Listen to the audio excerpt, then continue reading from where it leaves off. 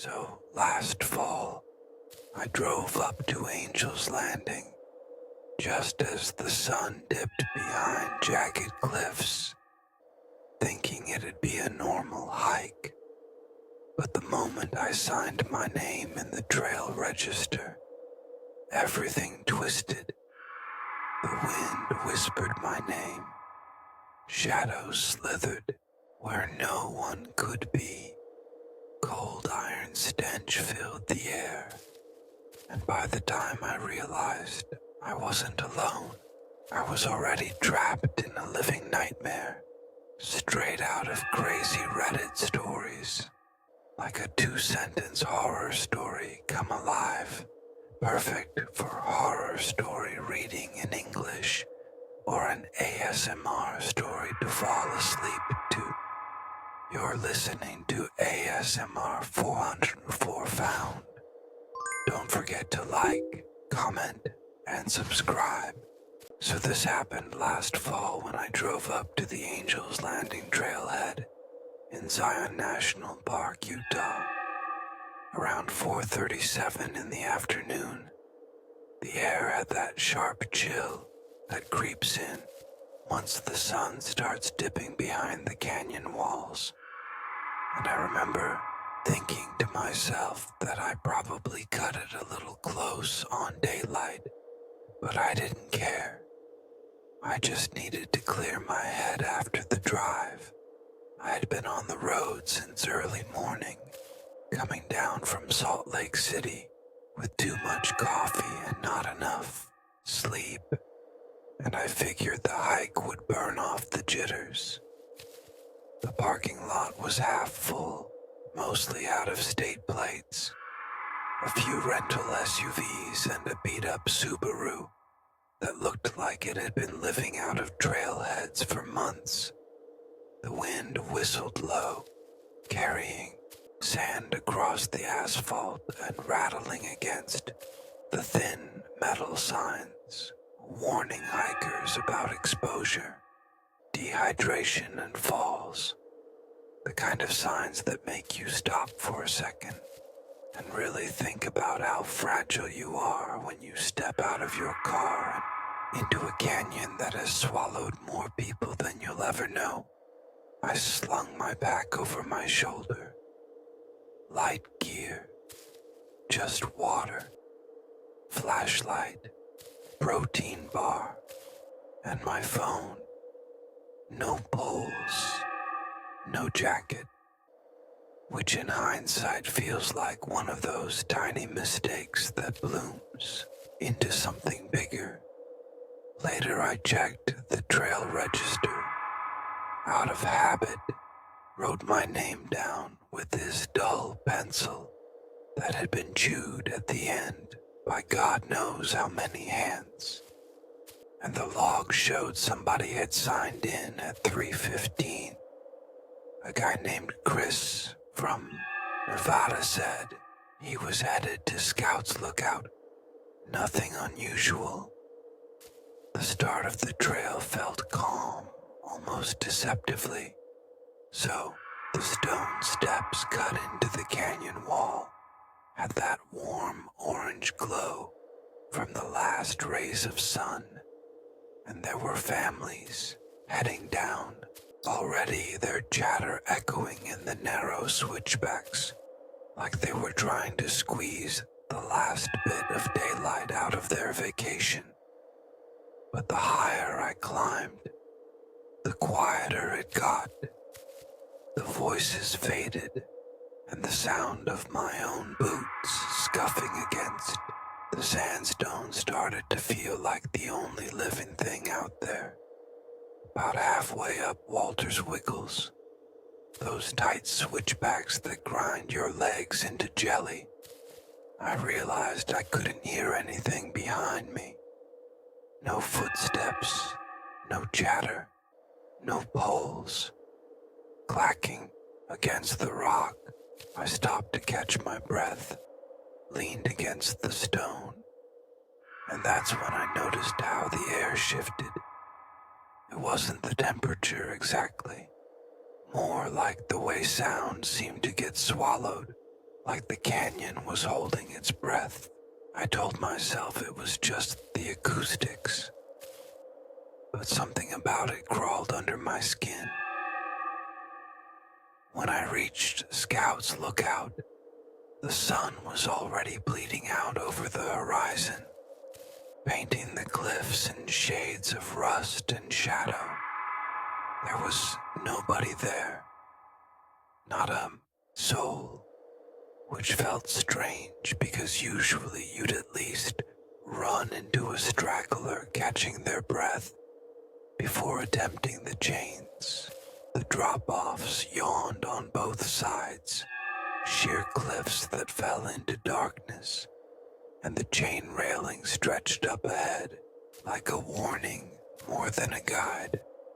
I pulled out my water, took a long drink, and checked my phone signal gone. Of course, one bar flickering, then dead. I glanced at the trail register up there, and sure enough, the last to sign in was that guy Chris from Nevada. No checkout though.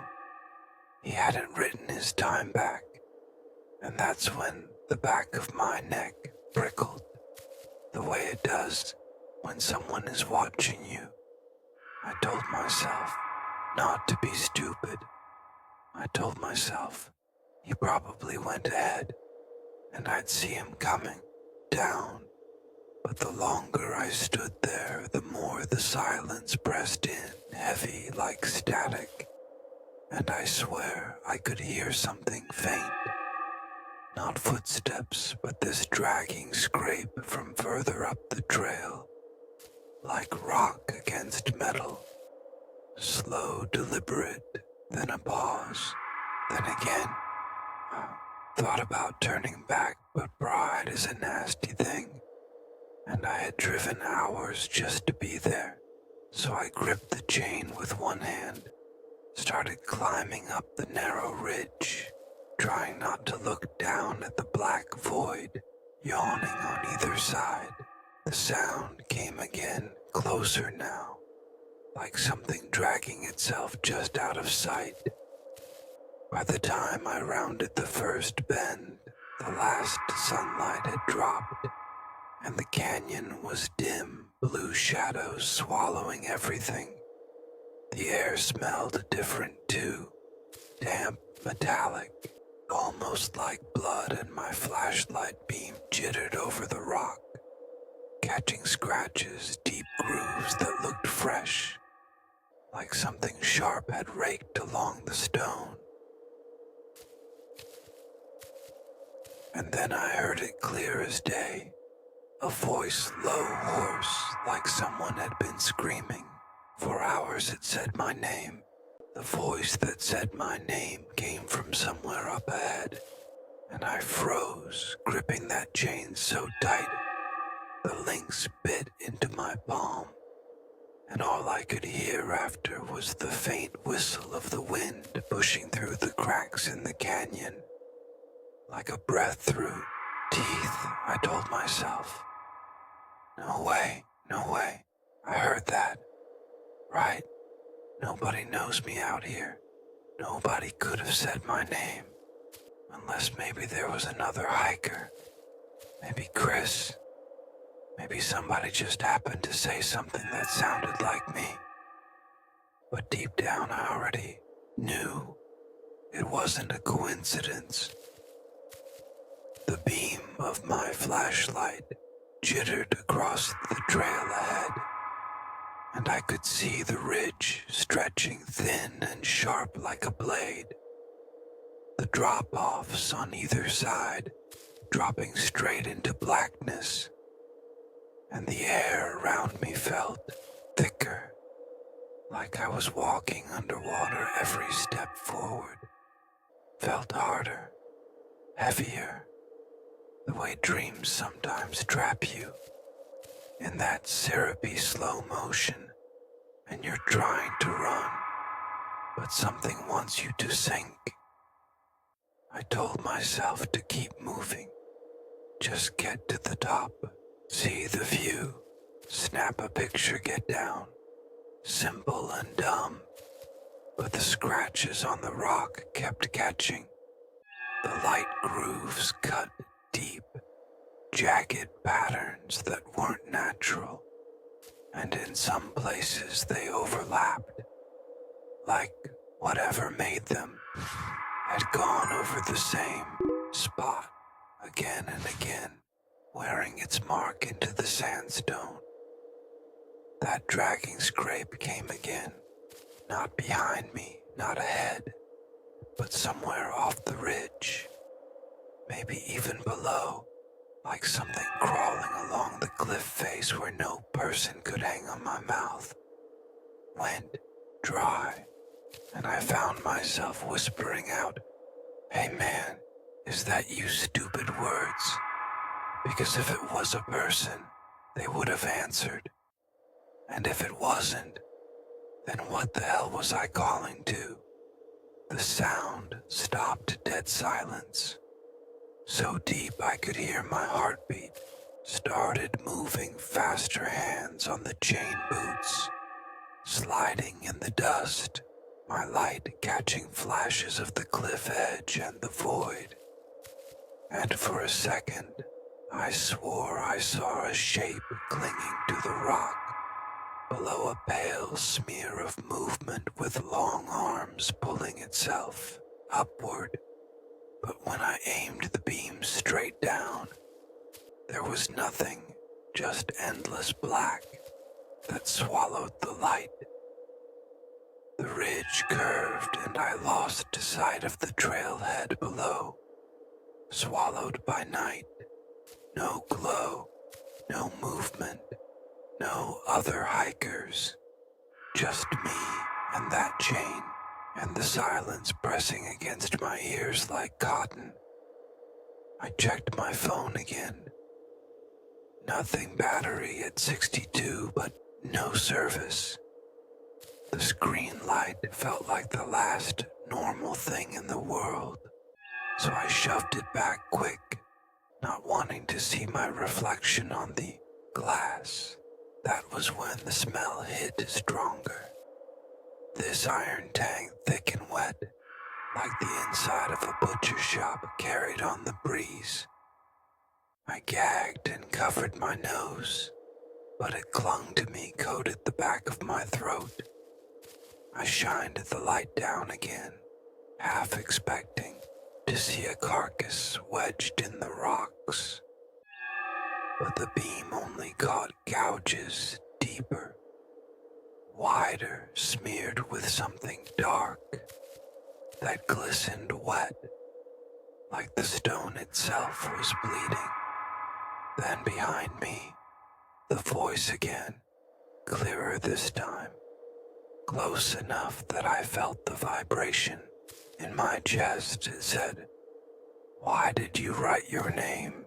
And my stomach dropped, because I knew it was talking about the trail register. Back at the bottom, my own handwriting.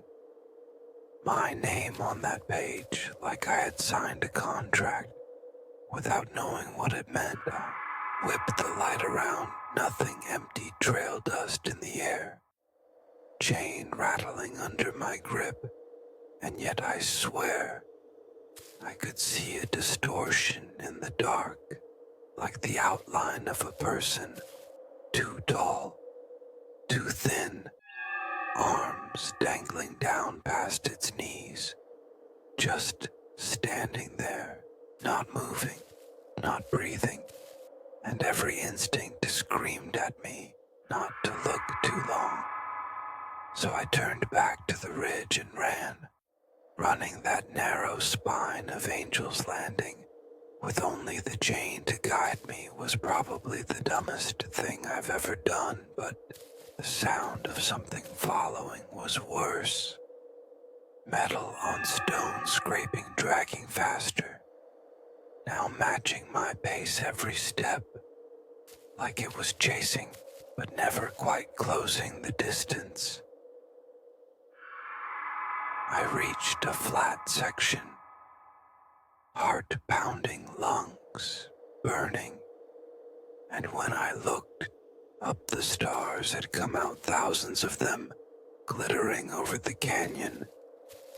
But they looked wrong too, sharp too many, almost like holes punched through the sky, letting something else peek through.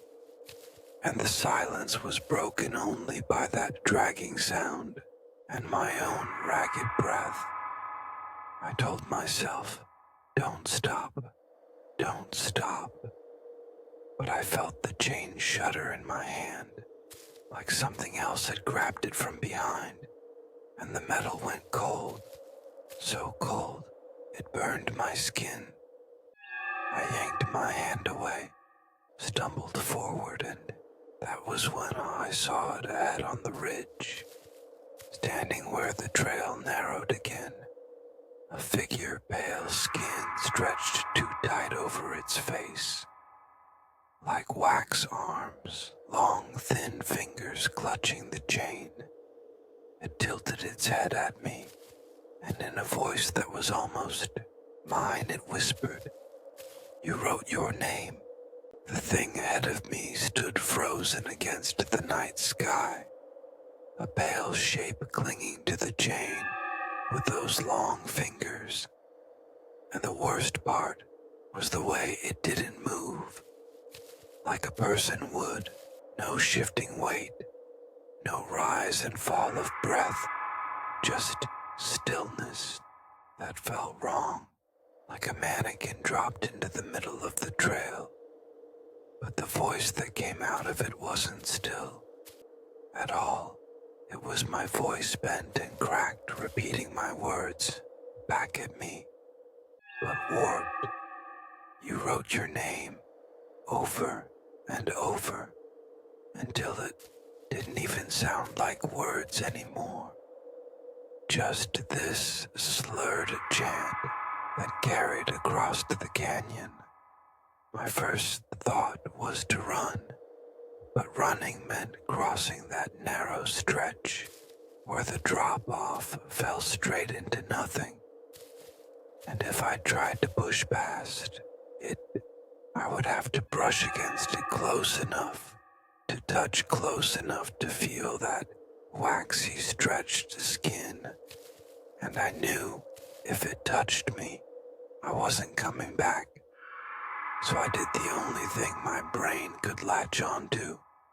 I backed up slow, careful every step, making the dust slide under my boots, the chain rattling under my hand. The thing tilted its head further than a neck should bend its face, catching my flashlight. And I swear to God, it didn't have eyes, not holes, not sockets, just this smooth blank skin, like clay smoothed over where a face should be. And yet I could feel it staring right at me, like it could see through every inch of me without needing eyes. Its head twitched once, twice, then that dragging scrape started again. Only this time it wasn't on the stone. It was in my ears inside my skull, like claws raking across the inside of my mind. And I almost dropped the light backing up. I nearly tripped on the uneven rock, and my knee slammed hard against the sandstone. A sharp sting that grounded me for a second, but also sent a jolt of panic through my chest, because I realized how fragile I was, how one wrong slip would send me tumbling into the black, and whatever that thing was wouldn't even need to touch me. It would just watch me fall. I whispered out, please, like an idiot, begging something I didn't understand, and the echo came back, not from the canyon walls, but from the figure itself. The same word, please, but twisted, dragging out long until it sounded like a hiss. Pleasey, pleasey. And I knew it wasn't mocking me. It was copying me like a recorder stuck in a loop. The stars overhead seemed brighter, sharper, the air colder, and I felt the weight of the canyon press in, like the walls themselves were leaning closer. Listening, I tried to remember the way back, tried to map every bend, every step, but my mind kept going blank every time that voice echoed, and all I could think of was the trail register, my name written there, and the way it asked me why I wrote it, like signing that log had invited it. I decided then I had to get past it. There was no way back, not if it was behind me too. Not if the sound inside my head meant it was already everywhere. So I took a breath, gripped the chain, and moved forward, step by step, trying not to look directly at the pale figure. The closer I got, the more the air felt wrong, like walking into a freezer, but also damp, heavy with that iron stink that clung to the back of my throat. My light shook across its body, catching details I wish I hadn't seen, the way its skin stretched too thin across sharp bones, the way the chain links sank into its fingers like the metal was part of it. When I was just a few feet away, it opened its mouth wider than a mouth should open the skin, at the corners staring soundlessly. No teeth inside, no tongue, just darkness so deep it looked like the canyon itself lived inside it, and from that darkness came the scrape louder than ever, screaming across my skull, and I dropped to my knees, clutching my ears, the flashlight clattering to the stone and rolling, so the beam swung wild across the cliff. For a moment everything was gone. The stars, the trail, the cold, even the thing itself. And I was floating in pitch black, with that scraping sound sawing through me like it wanted to carve my name deeper into whatever place it had pulled me. Then suddenly the light landed steady on the chain, just in front of me, and the figure was gone. My chest heaved and my throat felt raw, but I scrambled forward, grabbing the flashlight like it was the only tether to reality, and I ran, didn't care about the drop-offs, didn't care about the dust sliding under me, just ran, the chain burning in my palm, and the dark stretching on and on, until I finally stumbled onto a wider section where the ridge leveled off. I collapsed there on my knees, shaking, gulping down the cold canyon air. And for a few seconds I thought maybe I had lost it, maybe it was gone. But then I saw the rock in front of me scratch deep, with letters gouged into the sandstone in jagged, uneven lines. It was my name carved again and again, overlapping, filling the stone like I had been here before, like I had stood in this very spot writing it until my fingers bled. The wind rose sharp and cutting, carrying that metallic stench with it, and when I turned the flashlight down the trail, I saw movement. Not one figure this time, but several pale shapes, crawling up from the sides of the ridge, long arms pulling them slow and deliberate toward me, each one turning its blank face upward, each one opening a mouth too wide to be human, and in voices that were all all mine. They whispered together. You wrote your name. The shapes kept crawling up the ridge toward me, their long fingers hooking into cracks of the sandstone, their arms bending wrong, pulling their bodies slow and steady, but never slipping, never faltering. And every time they dragged themselves higher, I heard the scrape in my head, louder, sharper, like nails on a chalkboard that wouldn't stop. I scrambled backward, but the trail behind me narrowed again, and I realized I was trapped, caught between a cliff on either side, and those things climbing closer. I kept the flashlight trained on them, and the beam washed over their faces. Blank, stretched skin where eyes should be, and those mouths yawning wide like black holes, each one spilling out my voice, twisted at different pitches, some low and guttural, some high and cracked, all chanting the same words. You wrote your name, you wrote your name, until it was no longer words, just sound pressing into my skull. My throat felt like sandpaper, but I shouted back, stop it, just stop. And for a heartbeat, they did the sound cut off like someone had pressed mute, and the silence that followed was worse than the chanting, because in that silence, I heard something else beneath it, faint, almost too low to catch, like a whisper underwater, a voice that wasn't mine, a voice older, heavier, speaking words. I didn't understand syllables that seemed to bend inside my head, like they were rearranging my thoughts. The shapes froze halfway up the ridge, their bodies trembling, twitching as if they were listening too, their mouths still open but no sound. And then all at once they turned their heads upward, not at me, but at the sky.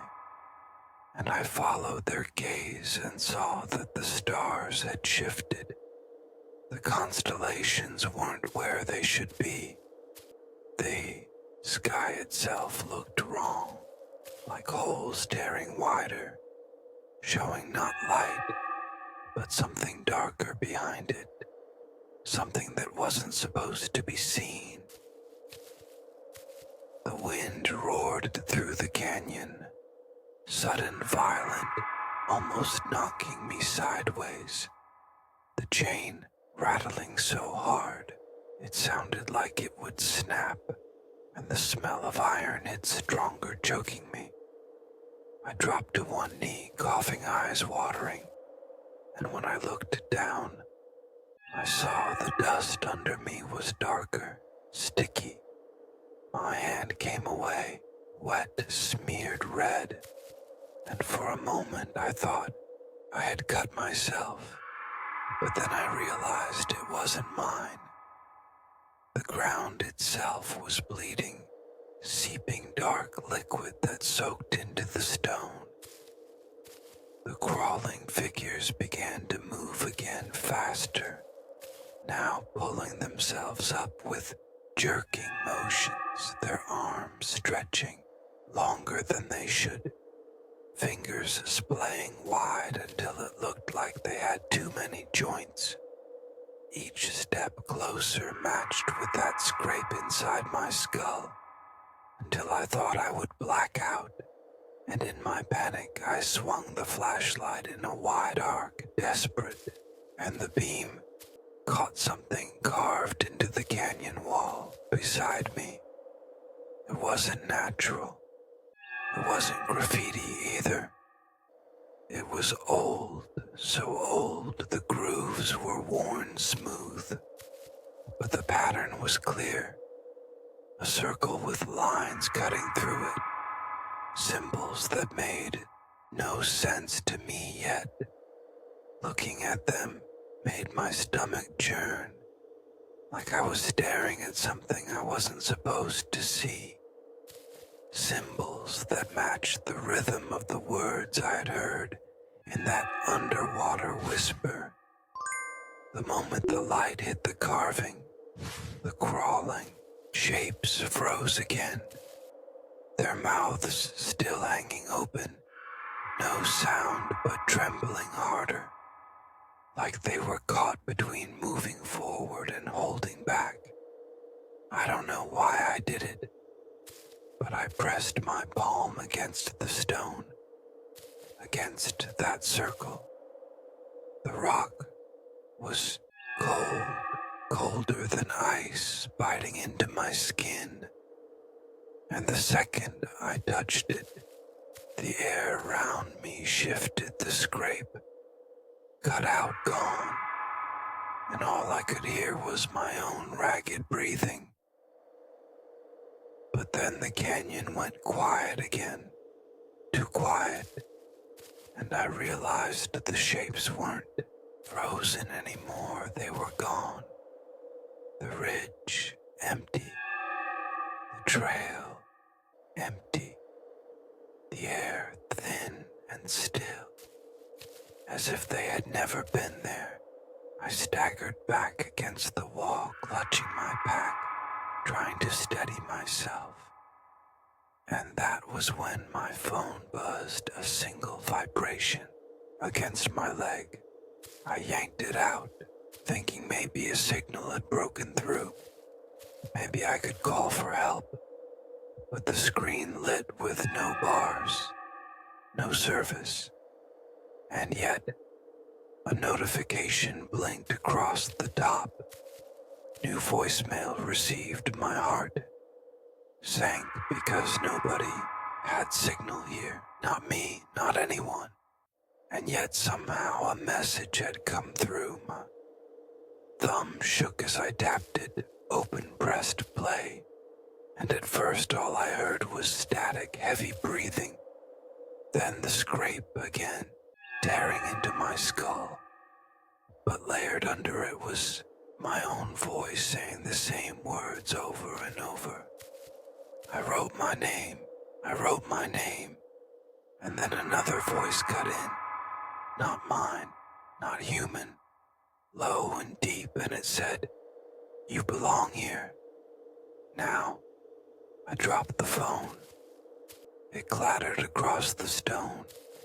The screen cracked, and the message kept playing, tinny and warped, echoing out across the canyon.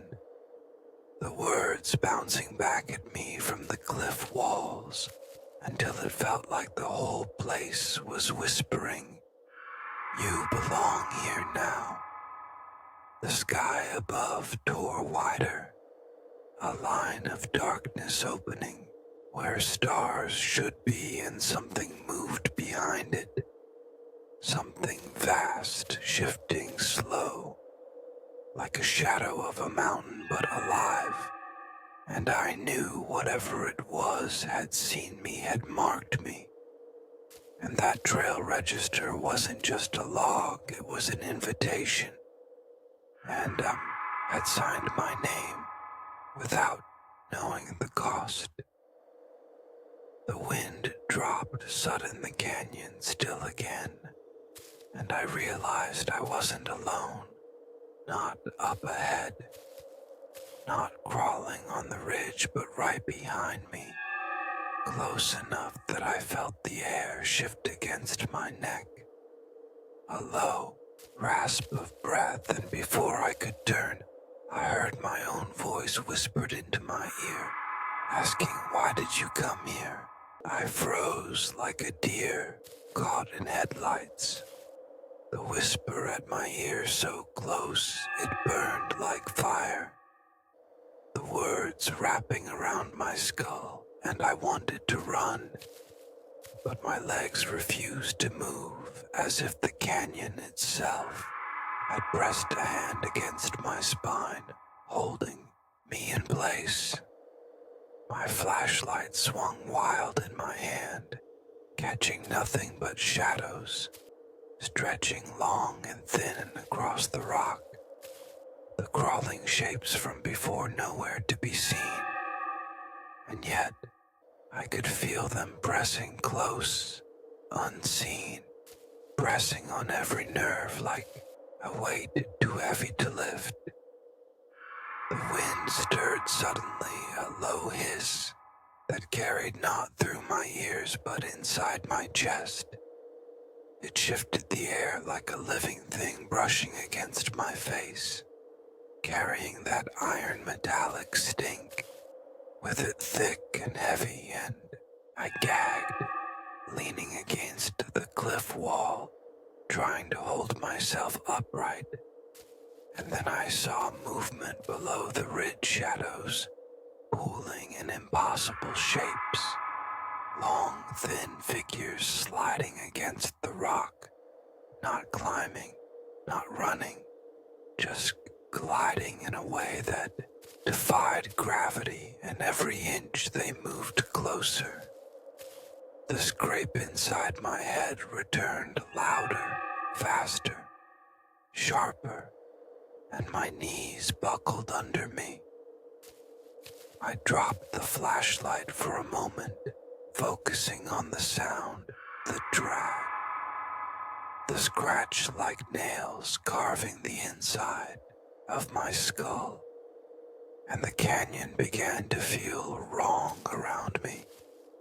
The stars no longer dots of light, but sharp slashes burning into my eyes, and the walls of the ridge seemed to bend inward, narrowing the trail until it felt like I was walking through a tunnel of stone carved specifically to trap me. And I realized the trailhead at the bottom that I had driven up from it no longer mattered. It was gone, erased from memory, like I had never been anywhere but here and now. Then I saw the circle again, the carving in the rock from before, and instinctively I crawled toward it, pressing my hands against the stone symbols, cold ice against my skin, and for a brief heartbeat, the air shifted, silence fell, and I felt something recoil in the shadows below. And that's when I realized that touching it hadn't stopped them. It had only slowed them. The shapes were regrouping, crawling faster now, higher up the ridge. And every time their pale forms caught my flashlight, they twisted unnaturally heads, bending like they were designed to terrify, to unnerve, to bend reality around me. I tried to back up step by step, gripping the chain, the links rattling in my hand, and the sound of metal against metal somehow made them move faster, as if the noise was a lure. And then my eyes caught something deeper in the shadow. A figure crouched at the edge of the trail, taller than a man or a bear. Its head tilted in that same impossible way, and when it spoke, it didn't whisper. It bellowed in my mind, "You belong here now." And I felt my consciousness stretch and pull, like the canyon was trying to unroll me from inside out. The scrape in my head became unbearable, a high-pitched screech, and the whispers multiplied, layering over themselves voices, not mine, voices, not human, my own voice repeating words. I hadn't said yet, it pulled me forward against my will, toward the edge where the cliff dropped into eternal black below, and I stumbled, falling onto my hands, knees, my flashlight skidding over the stone, illuminating the twisted faces of the crawling figures lining the ridge. Like predators waiting for prey, I screamed, but the sound was stolen by the canyon. The echo came back, but warped monstrous low, like I had spoken from a distance of miles. I tried to grab the chain higher up to pull myself away, but the links felt sticky wet, as if something had coated them. And when I lifted my hand, I saw a dark, slick residue stretching between the links. My fingers trembling as I realized it wasn't just water or blood. It was everything they had touched, pooled there, coagulated and glistening, catching the flashlight beam like a black liquid metal. I forced myself to stand the scrape in my skull, hammering every nerve, every thought, and my flashlight beam landed on the ridge above, and I saw a door in the stone, a fissure that hadn't been there before, just a thin line cutting into the rock, like an opening to another place, a shadowed rectangle, tall and impossibly deep, and every instinct screamed, "Run, leave, now, don't go near it." And yet the voice in my head screamed, "You wrote your name. You belong here now," and I felt my legs move toward it, step by step, like I was no longer choosing. The shapes stopped just short of the fissure, their blank faces lifted toward me, mouths open, silent, and the wind seemed to swirl around them, shaping the air into almost humanoid forms that bent and twisted until the very rock seemed alive, pressing and breathing in tandem with them. The stench of iron, strong now, almost suffocating. And I felt my stomach turn as I took another step toward the opening. Then it whispered softer, closer than ever, right against my ear. And my mind split open with terror and curiosity at the same time. My own voice asking, "Why did you come here?" And the other voice answering, "You wrote your name. You belong here now." And I felt it reach inside me, pulling at every memory, every hesitation, every tiny shred of courage. And I wanted to scream, fight, resist, and I couldn't, my body moving forward, step by step, like a puppet drawn by invisible strings. The fissure widened as I approached, and inside, I saw darkness denser than the canyon, night shadows moving with intent, something alive behind the blackness, whispering my name, my name, my name. And I felt a cold tendril wrap around my ankle, unseen, pulling slow, deliberate, tugging me toward it. And I realized the crawling shapes had vanished again. But whatever this was, whatever waited inside that fissure, had claimed them, and now it was claiming me. I stumbled onto the threshold of the opening, my flashlight casting only a weak cone of light into the infinite dark, and I heard the canyon itself groan low and long, like a living thing in pain or anticipation, and the voice again, this time from every direction, every point inside me and outside me, saying, "You belong here now forever." And I felt my body tilt forward, the edge beneath me, shifting like the stone itself had become liquid, and the wind roared, pulling at my hair. my clothes, my very being, and I couldn't stop moving. I was falling forward into the darkness, even as my mind screamed, "Fight, resist, run." And the last thing I saw before I tumbled inside was the ridge behind me stretched impossibly long, the stars bending the canyon walls, curling inward, like fingers reaching for me, and the scraping sound a crescendo that tore my thoughts to shreds. I fell into the darkness, the edges of the canyon, stretching and warping around me like liquid stone, swallowing me whole, and the scrape in my skull became a roar that rattled every bone in my body. I tumbled down some impossible incline, my flashlight spinning in my hands, casting jagged beams that caught glimpses of shapes crawling in the shadows, just at the periphery, moving faster than thought. And I realized the fissure wasn't just a hole in the rock.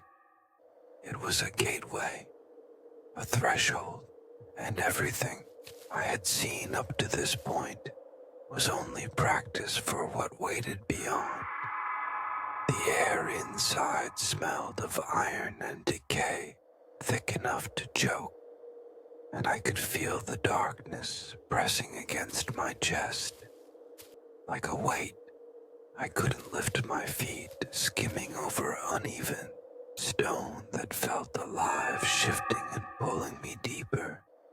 And with each step, I could hear whispers layered over whispers, my own voice bending back on itself, saying, I wrote my name.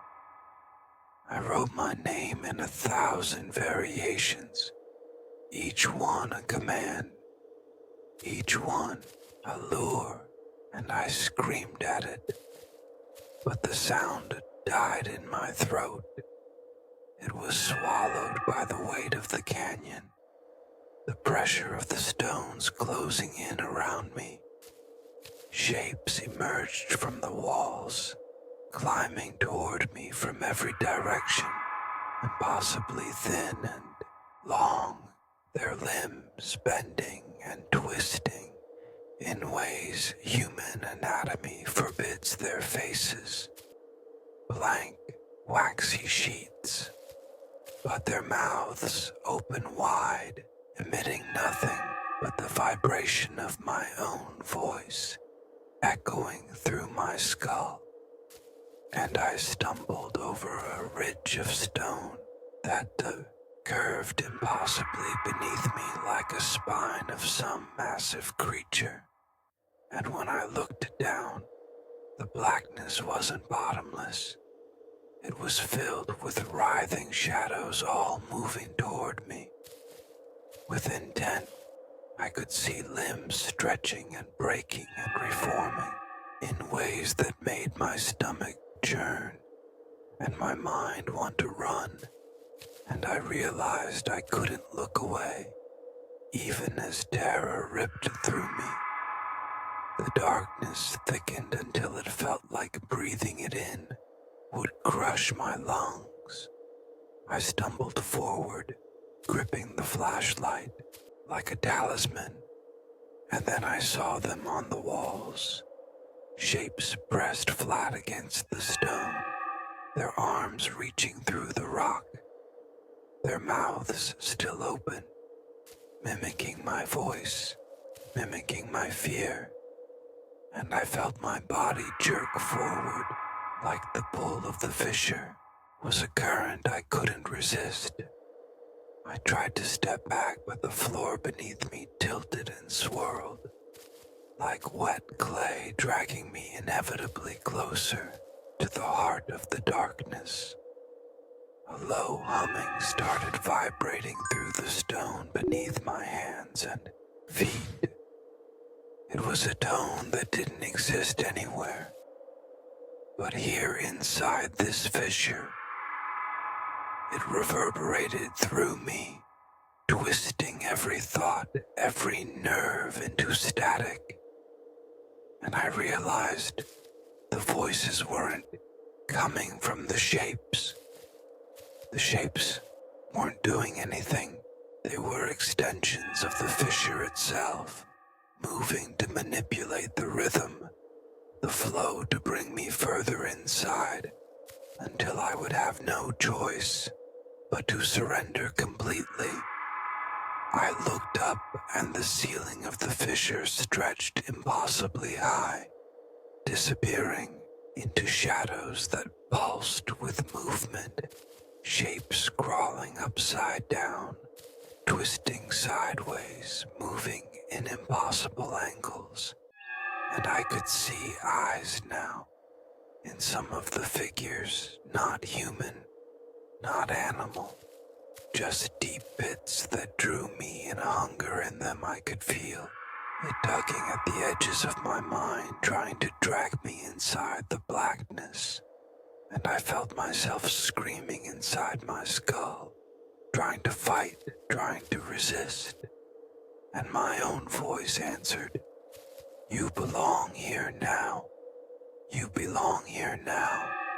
I stumbled over something, soft, a body, maybe a shadow, maybe a memory pressed into the stone floor, and I caught a glimpse of a hand reaching from the darkness, thin, elongated fingers brushing my ankle, pulling me forward, and I realized in a sickening instant that this was how it worked.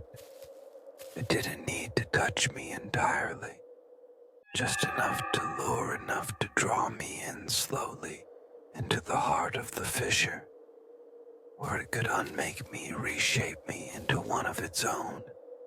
And I tried to pull away, but the floor shifted under me again, like a living thing reshaping around my movements.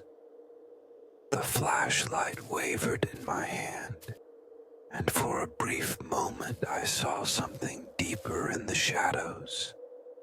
A figure tall and impossibly wide, its form blurred the edges of reality, itself bending the stone, and the air around it, its face blank and smooth. And yet, I felt it stare into every memory, every fear, every hesitation, and I realized this was the source, the anchor of the darkness, everything else feeding off it, and it whispered my name, not once, not twice, but in every pitch, every tone, every version. My voice could have been, my voice should have been, but wasn't, and I felt myself breaking under the weight of hearing myself everywhere at once.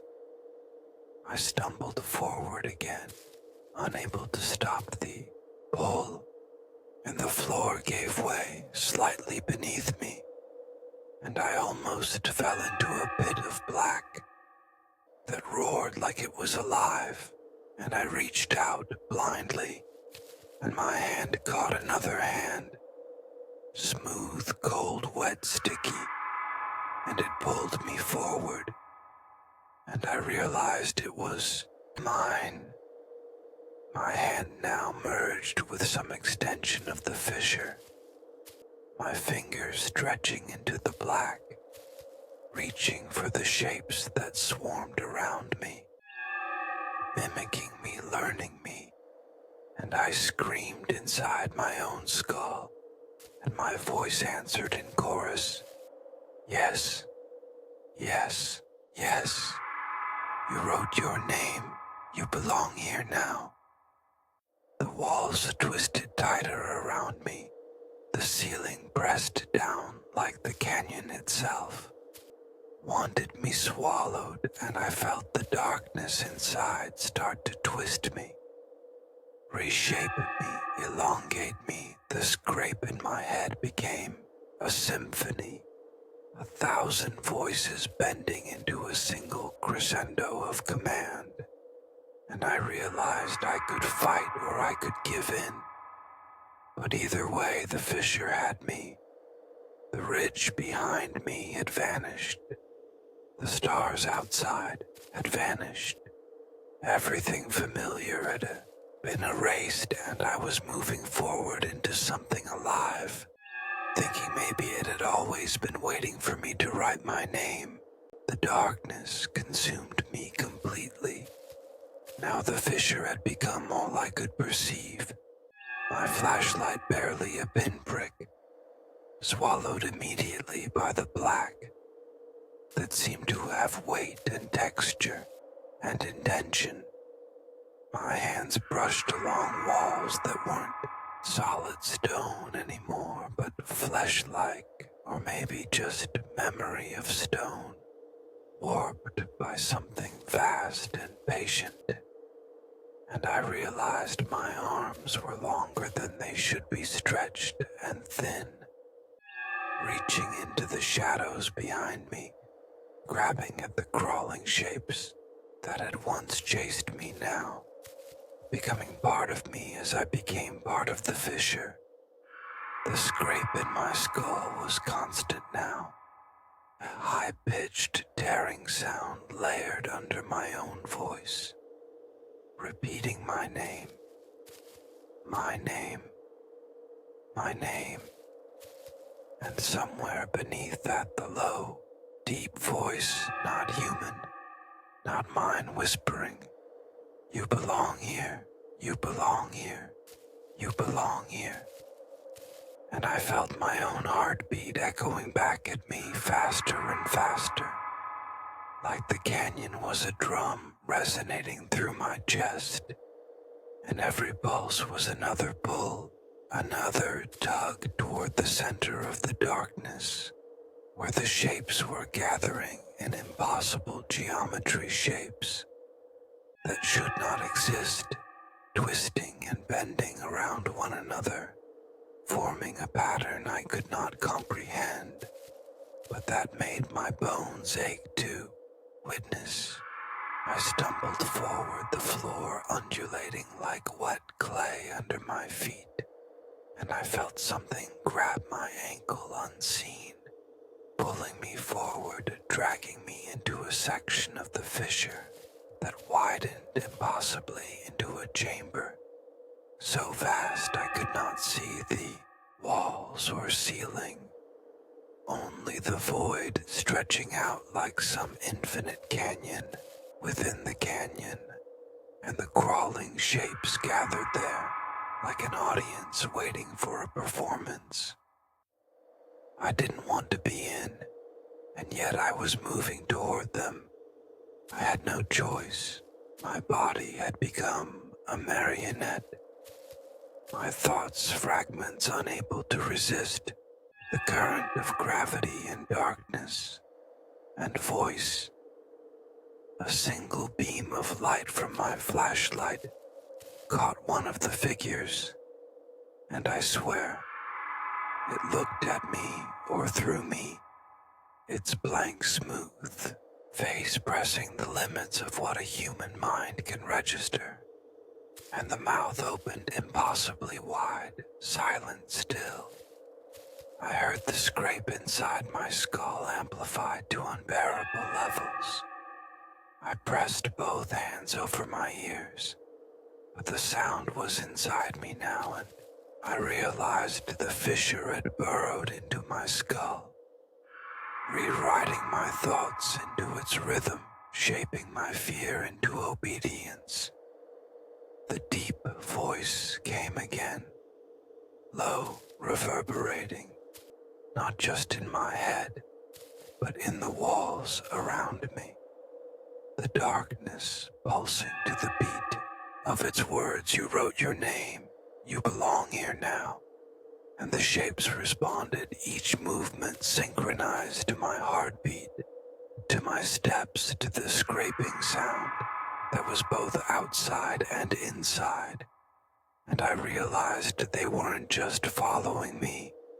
They were me, and I was them, and yet I could see myself separate for a fraction of a second, reflected in a pool of black liquid on the floor.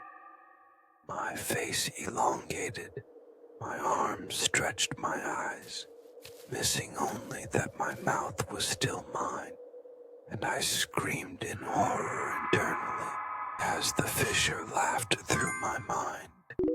I tried to pull backward, gripping the floor, grasping at nothing solid, my hands sinking into what felt like black tar, and the shapes mirrored me, pulled forward anyway, their movements feeding the pull of the fissure that wrapped around me like a snake, coiling tighter every second. And then I saw it, the source, the anchor of the shapes, at the far end of the chamber, or maybe above or below. I couldn't tell it existed in all places at once, a vast humanoid, silhouette taller than anything I've ever seen, its head tilting impossibly back, its blank face shining faintly, as if wet or reflective, and in a voice that was a chorus of mine and the deep one combined. It said, "Yes, yes, come closer. Belong right, your name." And I felt my body compelled to obey. I moved forward step by step, my feet sinking into the floor, the shapes rising around me from walls and ceiling, wrapping around my limbs, trying to anchor me to the darkness. I felt their cold smoothness pressing into my skin, the sticky iron smell of them coating me, and the scrape in my skull reached a pitch that felt like the final note before shattering glass. My teeth clenched, my lungs burned, and yet I couldn't stop moving toward that impossible figure that existed everywhere and nowhere simultaneously.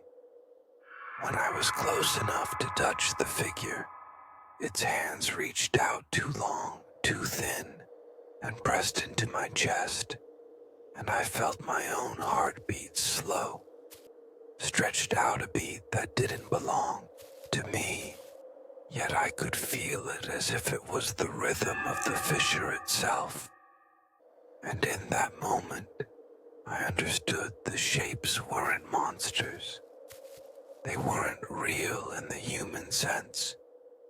They were the fissure's memory, its way of pulling me into alignment, into its world, into its time, into the command of you. Belong here now. And I felt a pull at the back of my skull, like the voice was rewriting my identity, peeling away pieces of me that resisted and replacing them with the darkness's own essence. The beam of my flashlight swung and caught reflections in the black pool on the floor, and I saw hundreds of distorted versions of myself writhing beneath the surface, mouths open in silent screams, eyes blank, my name carved into the stone above them, over and over, layers of letters overlapping, jagged, uneven. The trail register from below no longer relevant, because I had become part of the record, part of the memory of the canyon, and the figure pressed closer, its presence pressing into every nerve, and I felt my thoughts bending, folding into the rhythm of the scrape, and the voices, the shapes, all chanting my name. You wrote your name, you belong here now, and I knew I had to either surrender completely or be unmade. I took a trembling breath, and my body moved as if of its own accord, forward into the embrace of the figure, and the chamber shuddered, the walls pulsating, the floor shifting under me, and the scrape in my skull became a high harmony, layered with my own voice echoing infinitely, and for the first time I felt the pull ease slightly, and a strange calm settle over me, like acceptance. As I realized that the shapes had stopped moving, I had stopped resisting, and yet I could still hear my voice whispering, "You belong here now," and I was aware of all at once, inside and outside the fissure. And then the darkness opened wider to swallow me fully. The darkness wrapped me fully now, not just outside, but inside my skull. Every thought, every heartbeat, every fraction of awareness swallowed by the fissure. And yet paradoxically, I could see everything at once. The shapes frozen in motion, or maybe eternal. The black liquid reflecting versions of me twisted beyond recognition. The walls of stone pulsing like they were alive, breathing in tandem with the deep voice. And it said again and again, in the layered chorus you wrote your name. "You belong here now." And I realized it wasn't asking. It was commanding, reshaping my very identity. With every word I moved forward into the center of the chamber, my legs bending in ways they shouldn't, my arms stretching and reaching into the black, feeling the cold smoothness of the shapes pressing into me, guiding me as though I were a marionette. But in this moment it felt consensual, somehow like a surrender of fear, not of choice, and the scrape in my skull became a symphony of overlapping voices, each echoing my own terror, my fascination, my surrender. And I knew the canyon wasn't just physical anymore. It had become a consciousness, alive and aware of my presence, feeding on the act of me writing my name on the trail register, the signature that had summoned it without my knowledge. Above me, the ceiling of the fissure pulsed, shadows moving like living smoke, weaving through stone and space. And I understood that the vast figure at the end of the chamber wasn't bound by the walls, or the floor, or the ceiling. It was everywhere. It was the fissure itself, its essence stretched infinitely. And when it leaned closer, I could feel a pull at the base of my skull that threatened to unravel me completely. I wanted to resist. I wanted to scream. I wanted to remember the canyon trailhead in daylight, the smell of dust and pine, the real world outside. But every attempt to hold on to reality was met with a cold void pulling me inward.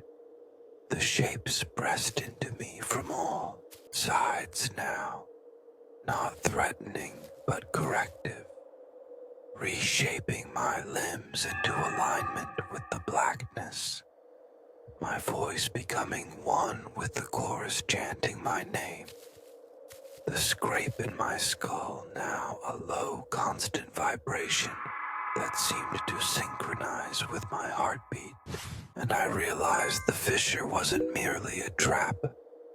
It was a teacher, a collector. It demanded recognition and acknowledgement through surrender, through repetition, through assimilation. I saw reflections of myself in the black pools scattered across the floor, each version a different stage of my transformation, some still human, some twisted beyond comprehension, some with my elongated fingers, blank faces, mouths stretched impossibly wide, all whispering my name in layered tones. And I realized that these weren't visions, they were warnings, previews of what I would become if I refused or tried to escape. A constant feedback loop of horror and inevitability. The vast figure extended its arms, reaching through the shapes, reaching through me, connecting my consciousness to the fissure, and I felt an overwhelming rush of knowledge and memory that was not mine. Histories of the canyon and the trail, of all who had written their names and disappeared, of every hiker, every signature, every footprint swallowed and absorbed over centuries. And I understood then the weight of my own name on that trail register was not trivial. It was an invocation, a key, a contract, and the chorus repeated with my voice layered over itself again. And again, you belong here now. I tried to speak to it, to beg to bargain, but my words dissolved into the scrape in my skull, my voice, indistinguishable from the chorus. And I felt my body move independently toward the heart of the darkness, toward the anchor figure, each step accompanied by a pulse through the chamber, like the canyon itself was a living heart beating in rhythm with the command to belong. And I realized I was losing distinction between self and fissure, past and present, inside and outside, every moment folding into the next. The pull became irresistible, my hands no longer controlled by me, but by the will of the darkness stretching into the black, to merge with shapes, to touch the pools, to draw the reflections toward me. And as I did, the scrape became a melody, a crescendo of voices, my own layered infinitely, and I felt an almost ecstatic relief mixed with terror as I surrendered, as my body and mind bent fully into the canyon's rhythm, becoming a single note in the chorus, you belong here. Now time lost meaning. I could feel the outside world receding, the trailhead, the twilight, the mountains and stars, all folding into this singularity of blackened whispers. And I realized I could not leave, not because the fissure held me physically, but because every thought I had was now a thread woven into its consciousness, every memory of who I was being rewritten into the pulse of the canyon, and still the chorus repeated endlessly. You wrote your name, you belong here now. And then, as I was drawn fully into the black, I felt a flicker, a memory almost too small to notice. The faint echo of the real canyon air brushing my face, the distant wind rustling leaves, the last sunlight on the trailhead before darkness fell, and for a fraction of a heartbeat, I remembered choice, I remembered fear, I remembered life outside, and the fissure shivered at the recognition. The black pools rippled, and the chorus faltered ever so slightly, and I realized even here there was a tiny resistance, a thread of self woven into the darkness that had not been fully consumed. I clung to that thread as I was pulled forward into the anchor figure, into the heart of the fissure, and I could feel my consciousness stretching into the infinite, merging with the shapes, merging with the chorus, merging with the canyon, while a part of me remained aware enough to whisper in terror and awe and recognition.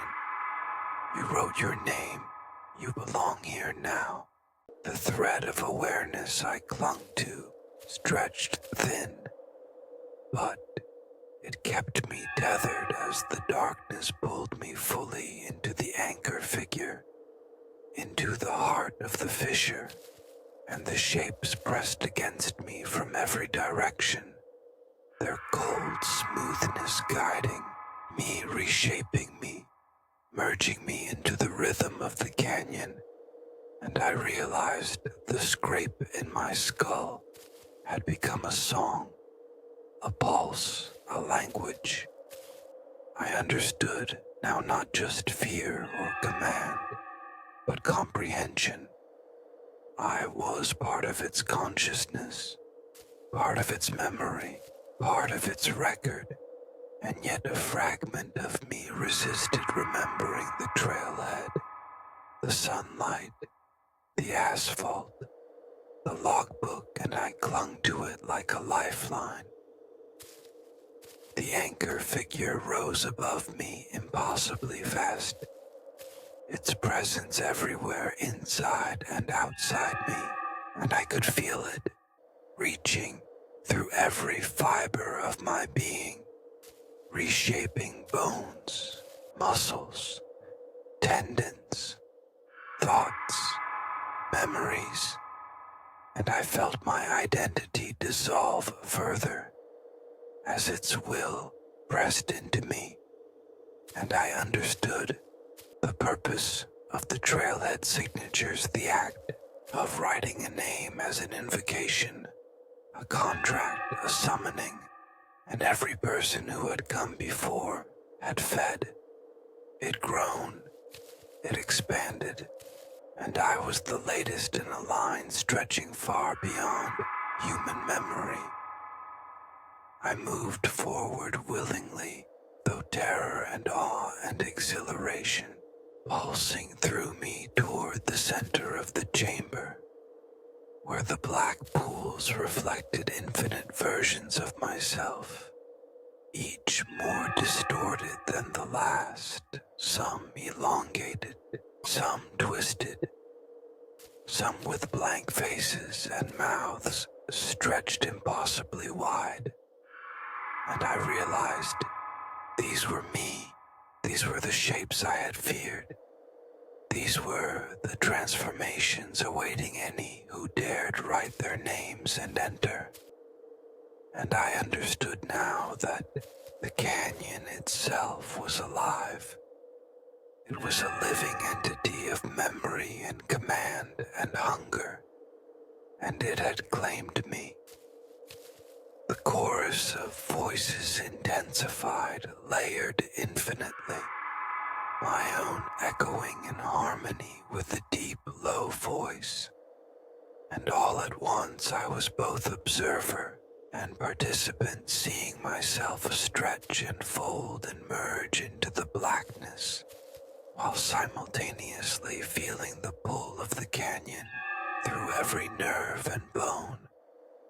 My heartbeat synchronized with the pulse of the chamber, the scrape in my skull, a symphony of command and surrender, and every reflection in the pools whispered, "You belong here.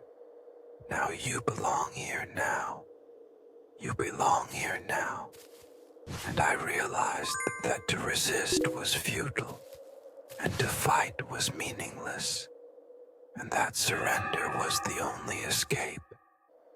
And yet, the thread of self I had clung to persisted faintly, like a candle flickering against a storm. I reached out into the black pools, my elongated fingers brushing the surface, and felt the pull of the canyon, pulling knowledge, memory, fear, desire into me. And in that instant, I understood the totality of it. The canyon, the fissure, the anchor figure, the shapes, the trailhead, every name written, every signature, a key, a seed, a link in the chain. And I realized my signature had mattered more than I could ever comprehend. And the canyon had waited all its life for me to arrive and write my name. The anchor figure leaned closer, and I could feel its breath inside my skull, its presence dissolving the last barriers of my human perception.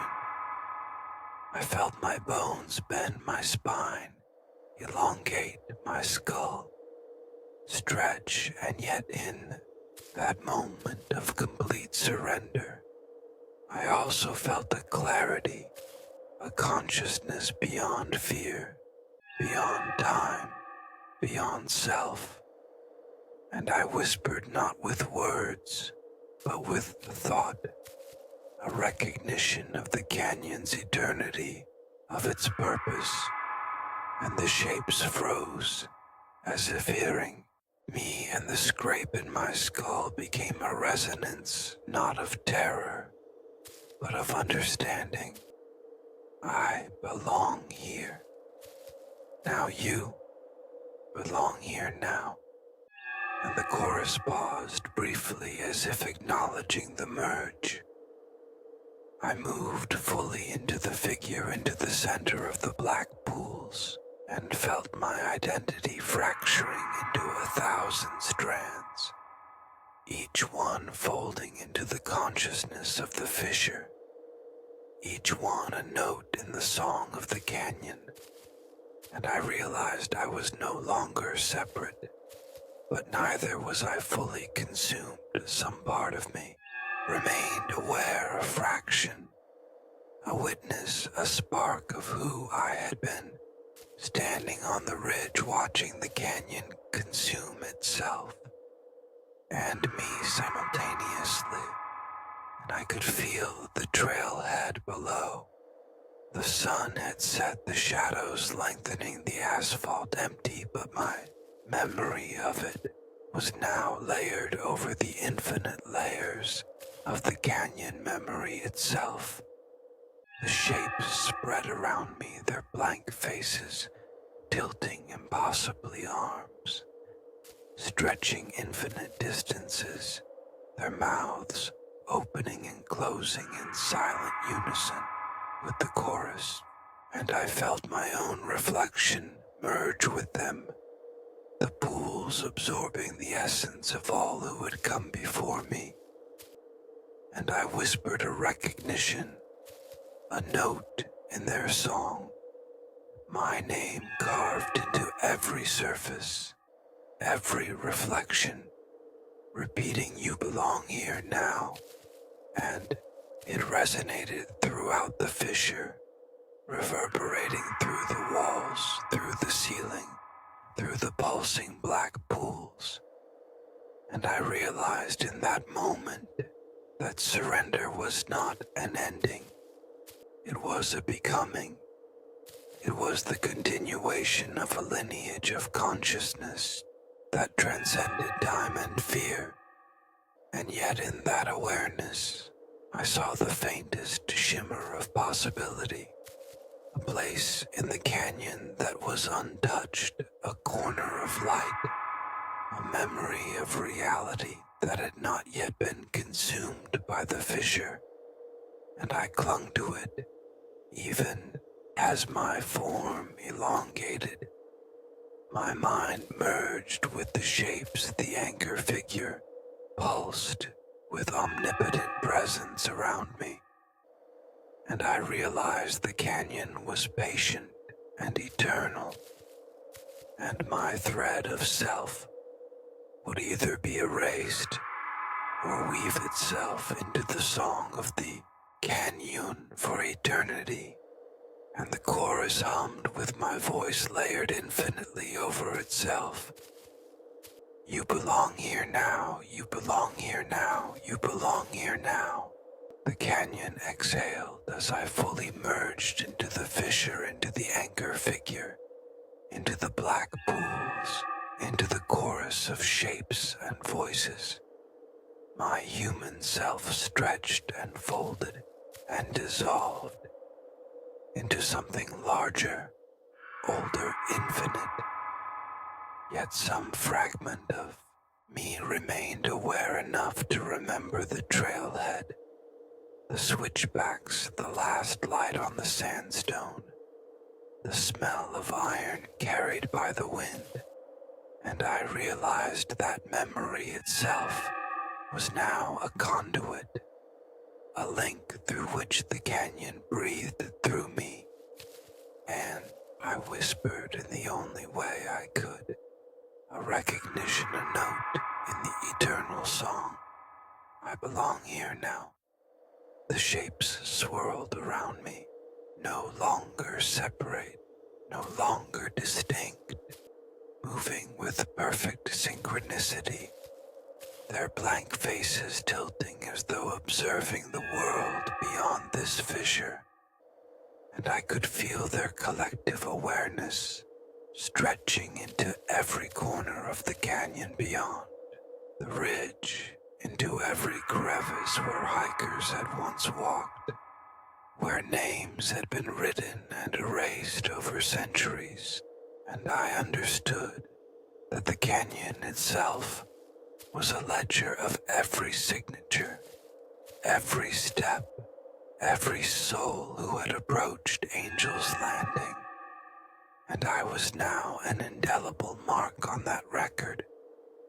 The anchor figure pulsed with life, the walls themselves breathing, the black pools rippling with reflections of infinite possibilities, of me, of all who had come before, and in that moment, I felt the canyon's patience, its intent, its hunger and purpose, and I understood that it did not seek death or destruction in the human sense, but continuity, a record of acknowledgement, a song of submission to the earth's ancient will, and I felt my voice layered over the chorus, repeating my name, my signature, my surrender as a mark of acknowledgement. I reached out through the pools and touched reflections that shimmered with those who had disappeared before me, my elongated fingers merging with theirs, feeling their fear, their awe, their recognition, and I whispered in the language of the canyon, a note of remembrance of who I had been. You belong here now, and the chorus pulsed in response. Acknowledging the thread of self, I had retained a spark, a flicker of consciousness that allowed me to bear witness even as I was folded fully into the eternity of the fissure time. No longer existed in any sense I understood, only the rhythm of the canyon, the pulse of the anchor figure, the ebb and flow of the shapes and black pools, and the chorus of my voice layered endlessly over itself, and in that eternal present, I felt the trailhead below untouched and empty, the asphalt cold and silent, the stars beyond the canyon still sharp and distant, but irrelevant.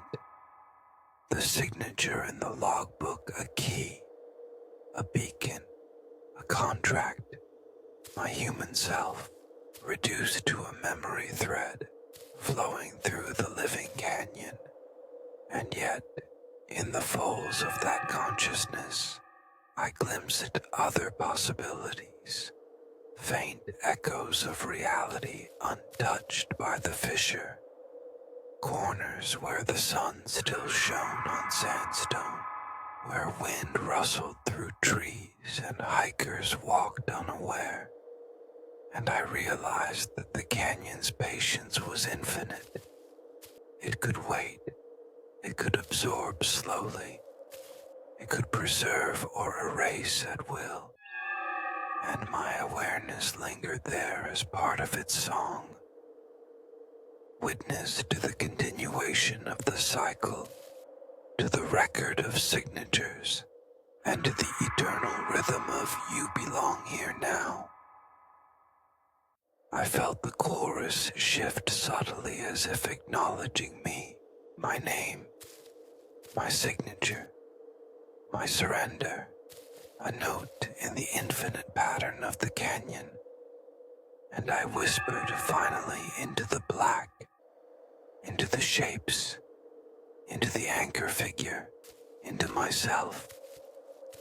And every reflection, every pool, every surface, repeated it endlessly.